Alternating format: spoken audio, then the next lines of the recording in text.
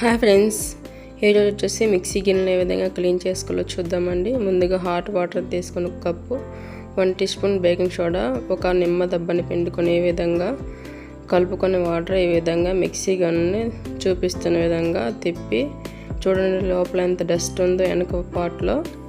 ఈ విధంగా ఇదంతా క్లీన్ చేసుకోవాలి.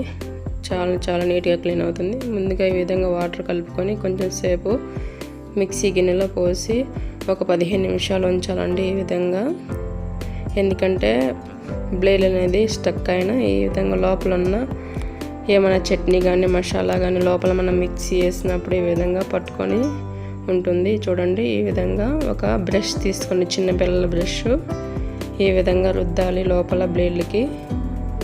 నీట్గా లోపల ఉన్న డస్ట్ అంతా క్లీన్ అవుతుంది. 2 మిక్సీ గిన్నెలు ఈ విధంగా తీసుకొని ఇప్పుడు వెనక పార్ట్ ఈ విధంగా తిప్పి 10 నిమిషాలు ఈ విధంగా ఉంచుకోవాలి. వాటర్ పోసి అన్నిట్లో ఈ విధంగా వాటర్ పోసి 10 నిమిషాలు ఉంచిన తర్వాత ఈ విధంగా బ్రష్ సహాయంతో రుద్దుకోవాలి.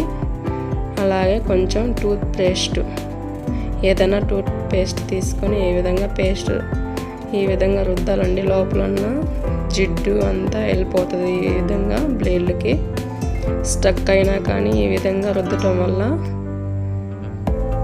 స్మూత్గా ఉంటాయి, బ్లేడ్లన్నీ బాగా తిరుగుతాయి. నేను వీడియోలో చూపిస్తున్న విధంగా క్లీన్ చేసుకోవాలండి మిక్సీ గిన్నెలు. ఈ విధంగా క్లీన్ చేసుకుంటే డస్ట్ అంతా క్లీన్ అయిపోతుంది. ఇప్పుడు మీరే చూడండి ఎంత బాగా క్లీన్ అయినాయో. ఎంత జిడ్డు పట్టినా గిన్నెలైనా ఈ విధంగా క్లీన్ చేసుకోవచ్చు.